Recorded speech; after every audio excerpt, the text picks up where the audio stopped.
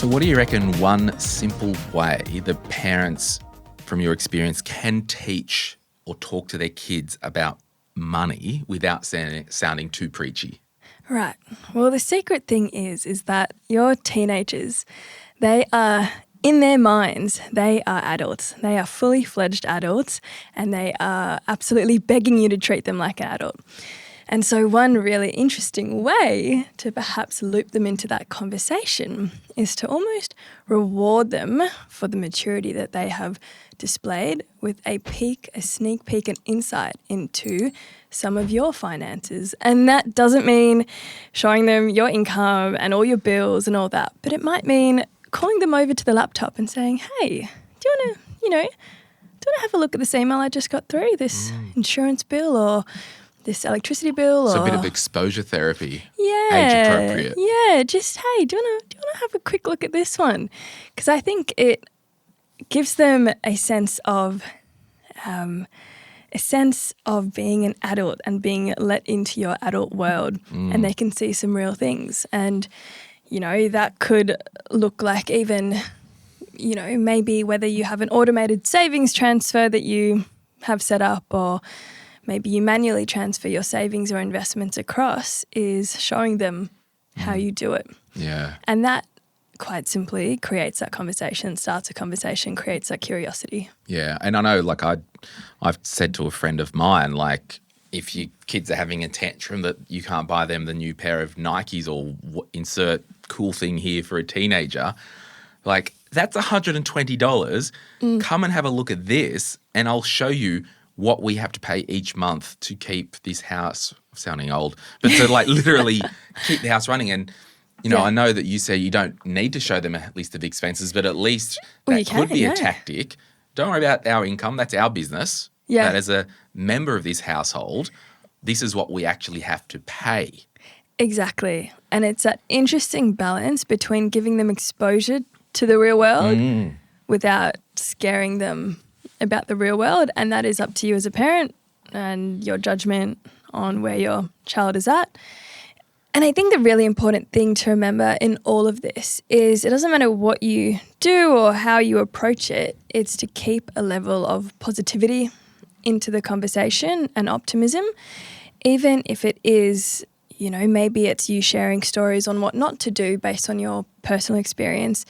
It's infusing a certain optimism into the conversation so that their association with the concept is positive. And so that you are signaling to your child that conversations about this topic are positive and they're judgment-free, and you are open to having these conversations when they do become more serious and more important down the track. And it's probably speaking to the individual child and their interests because, John, who hosts the show with me sometimes, he's got 3 kids. One of them's like the saver and the other one's like the shopper and all this stuff. And I just think it's an awareness, and that's why I wanted to have a chat with you today. But just you've got a lot of content that we'll talk about in today's episode that gets taught in some schools around Australia. From your experience, having all this content with teenagers, what do you reckon one or two of the big myths around money with teens? Yeah, absolutely. I think when people look at our content, they often go, geez, that's a lot of financial education for a young person when you're competing with an already packed curriculum. But the reality is that a teenager does not need to walk out of school with the next, financial, with the financial expertise that an adult has. They just will not have that because their life stage isn't there yet. So it's no immediate interest for them yet. And so when you teach your child, whether that's at home, in the family home, or at school, the expectation is not for that child to be 0 to 100 in day one. Exactly. It's not a financial technical expert. It's simply to have the exposure and get that conversation going so that when they do encounter it in the real world, they go, I've seen that before. I remember, Miss Johnson at school, she's telling me about so-and-so. you know what, I'm going to give that a Google because I have just enough exposure to it and context of where that topic kind of fits in to my space that I have the confidence to go and then research it or ask the right questions. So that, I would say, is a number one myth around teens, is you do not need to create teenagers or children that are experts in the topic. It's just to get them interested and engaged.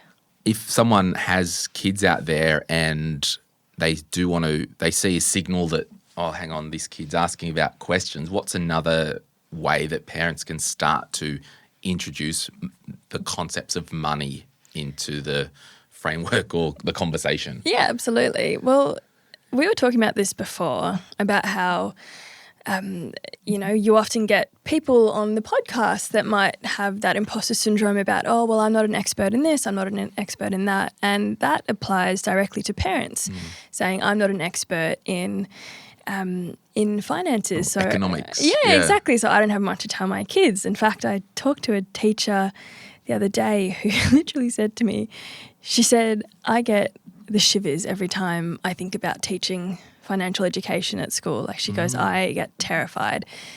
And the truth is that you are an expert in your own experience. And you have so many stories, war stories or win stories, as we like to call them, that you can share with your child that either teaches them what to do or what not to do.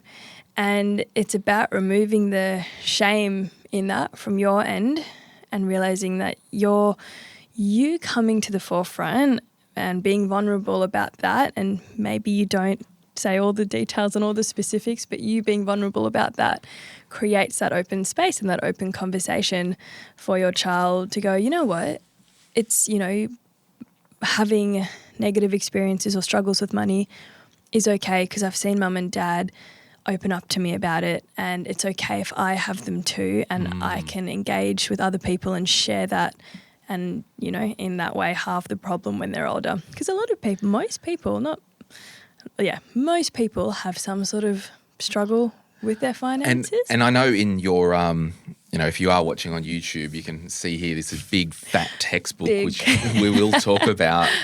When I was reading through this, so there's a heap of lessons that teachers use, and there's a whole digital program and all that they can plug in. One of the things, and actually we'll talk about it as soon as we the first thing we talk about, but I found it interesting with those war stories around when you talk about the debt cycle and teaching kids about the buy now, pay later and afterpay. It could be, once your father or your mother and I, we really wanted this thing, we kind of had the money, so we did that, but then because we did that 3 weeks later, something came up, but we didn't have the money because we overextended prior. Exactly. And it's like, buying a car, if you don't have any context on what a car actually costs to own. I mean, a car costs, for a young person, literally just to have it on the road and drive it around every now and then, $5,000, $6,000, $7,000 a year. Yeah. And, that could be a lesson that you discovered when you were younger, and that's a lesson that was perhaps painful for you, and a very easy lesson to share with your child, and they can either choose to take that lesson or leave it, but giving them the information and saying, hey, you can go buy that secondhand, $4,000 car, but just heads up, when I did that when I was younger, yes, that came with a replacement of the engine and all those other costs that, a young person, until they experience it, they wouldn't have any clue. So I guess at the end of the day, what you're ultimately trying to do is reduce the dangerous trial and error. I mean, in learning how to be an adult, there's always a measure of trial and error. That is how you grow up. You can't eliminate all of it. But when it comes to money, a lot of that trial and error can be dangerous. Yeah, that's cool. So it's reducing that.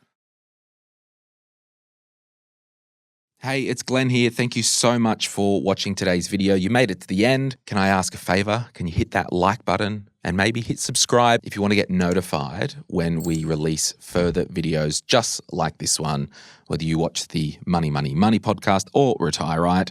And remember, if you want to learn more about investing, I've got an investing book, The Quick Start Guide to Investing, and there's a link in the description to get your hands on a copy. Thank you so much. Bye.